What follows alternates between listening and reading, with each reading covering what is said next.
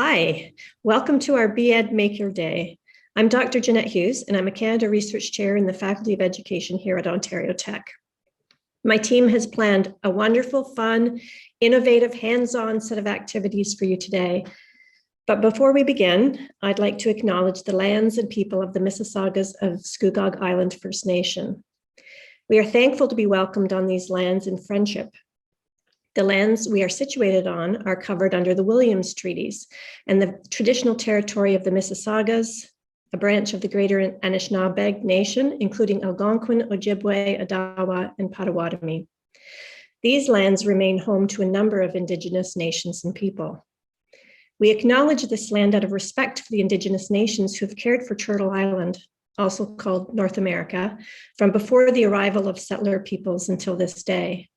Most importantly, we remember the history of these lands has been tainted by poor treatment and a lack of friendship with the First Nations who call them home. This history is something we are all affected by, as we are all treaty people in Canada. We all have a shared history to reflect on, and each of us is affected by this history in different ways. Our past defines our present, but if we move forward as friends and allies, then it does not have to define our future. As we spend today thinking about our intentions relating to truth and reconciliation with Indigenous peoples, I'd like to invite you to make connections with the curricula that you'll be teaching, but also with each other, and consider how making as a pedagogical approach can promote communication, critical and creative thinking, collaboration, citizenship, and opportunities for all students to succeed. Thanks and have a great day. I'm a Canada Research Chair in Technology and Pedagogy in the Faculty of Education at Ontario Tech. I'm also an avid maker, and I think that we're all makers. In my spare time, I'm a stained glass artist, and you can see my bench and some of my work behind me here. This is my maker space. But I also make gardens and I knit. So it's very natural for me to want to explore this area. I've been doing research in the area since I began my PhD, which was in 2003. I've always been particularly interested in production pedagogies and the ways that students of all ages learn through creating something, whether that something is a digital poem or a dramatic performance or a video, or even a few lines of code. And as a former high school drama and English teacher, my emphasis was always on the process and what students could learn through that creative process. For the last 5 years, I've been doing research related to the maker movement and the biological, cognitive, and socio-emotional benefits of making. There are a lot of different tools in a maker space. So we've done research on how students learn with and about augmented and virtual reality, artificial intelligence, the Internet of Things, 3D printing, vinyl cutters like Cricuts, and CNC routers. And also, quite recently, we've been doing quite a bit of research related to coding in environments such as CoSpaces, Scratch, and Minecraft. I believe in the power of making, of being creative, and that's in support of the whole student. So physically, cognitively, and in terms of their socio-emotional development. We know from previous research that being creative can lead to reduced cognitive impairment in later life. So giving students opportunities to develop those creative passions at a really early age is very important. We also know that engaging creatively in activities enhances connectivity in the brain, and research on the psychological impacts of engaging in creating or making shows that our anxiety levels are reduced and we're happier. I know personally that making really helped me through the toughest parts of the pandemic when I was really feeling isolated and missing my friends and family. You've probably had that flow experience yourself when you're enjoying something that you're doing so much that you're entirely engaged, you're concentrating, you're present. Time often gets distorted in those experiences. And I know I sometimes forget to eat when I'm making a stained glass piece. I'm so focused on what I'm doing.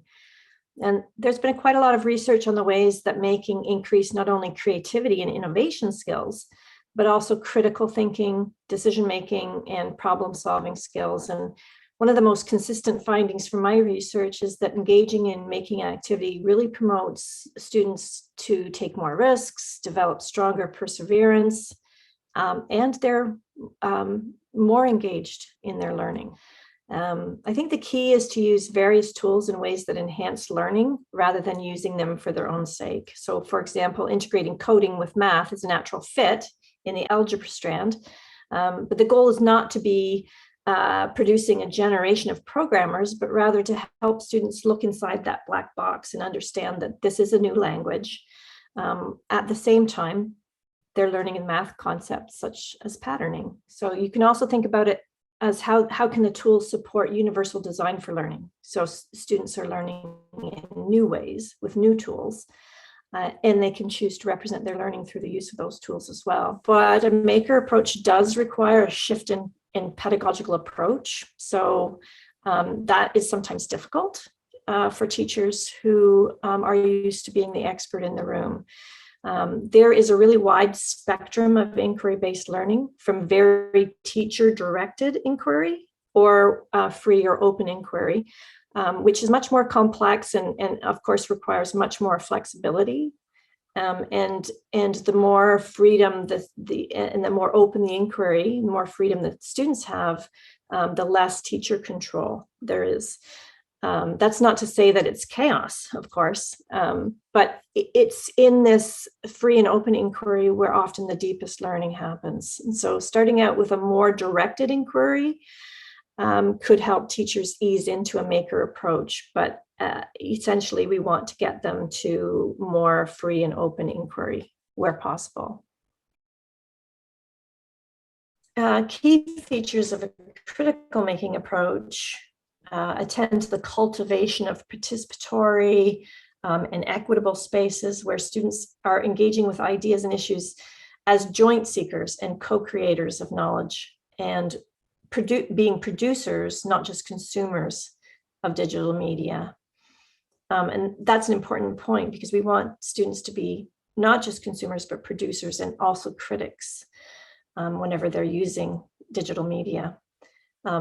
There are many affordances provided through digital media, and they offer students performative potential to assert agency, action, change, and these offer really powerful learning experiences. A lot of the teachers we work with are interested in addressing the UN's Sustainable Development Goals, the SDGs, and we find that that's a really good entry point for critical making, because students can select one of the goals, and then using a design thinking approach, they can try to tackle some of the issues or create solutions, even if those issues are local to their own neighborhoods or school communities. Youth have always been incredibly engaged in global issues, and even more so, or we see it more anyway. At least they can express it more easily through social media. And when we can draw on their passions, we see really deep learning naturally evolve from that. The emphasis should be placed on community and empathy for others. So prioritizing why we are making something rather than how we're making it or what we're making. Making is very much a shared social practice. The tools, the technologies, they're just what we use to engage in those social practices. I'm really a huge advocate of having students work in design teams on issues and projects that they feel passionate about. And we can help them identify those passions, especially when they're not quite sure what kinds of projects they want to work on, and even develop them by getting to know them, right? Listening to them, supporting them. The teacher's role in all of this is to facilitate opportunities for students to engage in making experiences that are personally meaningful for them. We need to be cheerleaders, offering support when it's needed, but also giving them freedom to take risks and to experiment, because the learning is in the process.